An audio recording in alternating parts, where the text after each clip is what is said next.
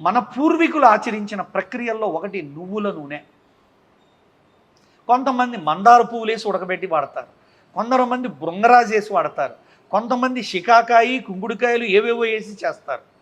మొత్తం మీద రకరకాల ఫార్ములాలు మనకు మార్కెట్లో యూట్యూబ్ల వల్ల ఛానళ్ళ వల్ల తెలుస్తూ ఉంటాయి.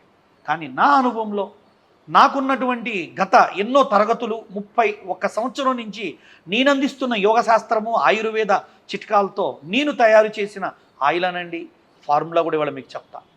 1 లీటర్ నువ్వుల నూనె తీసుకోండి, 100 గ్రాములు ఒంటి మందార పువ్వులు తీసుకోండి, 100 గ్రాములు బృంగరాజు తీసుకోండి, 10 గ్రాముల నుండి 20 గ్రాములు మెంతులు వేయండి, 10 గ్రాములు దానిమ్మ పండు తొక్కలు వేయండి.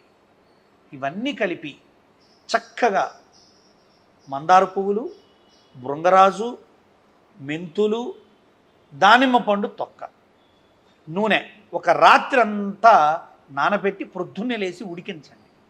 ఆ ఉడికి మరిగి ఆ పదార్థాల్లో ఉన్న నీటి శాతం కూడా ఆవిరైపోయి దాంట్లో ఉన్న రసాయనాలన్నీ నూనెలో కలిసి రాత్రంతా అట్లా వదిలేయండి. తెల్లారు లేసి దాన్ని వడకట్టండి, తలకు చక్కగా రాసుకోండి.